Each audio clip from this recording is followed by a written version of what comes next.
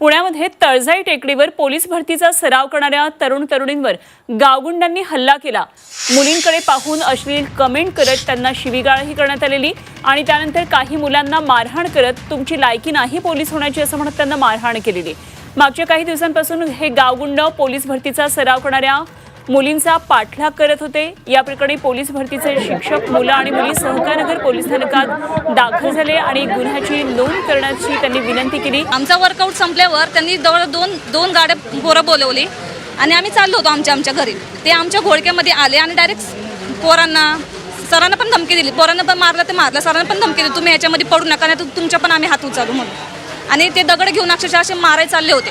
आम्ही पोरी त्यांना अडवत होतो तर पोरीने सुद्धा ते असं धक्काबुक्की करून मागं सारत होते। मी सांगत होतो की नाही का ते पोलीस आहेत म्हणून, ते म्हणले पोलीस असले म्हणून काय झालं, कोण काय आमचं वाकडं करते आम्ही आमचं बघू।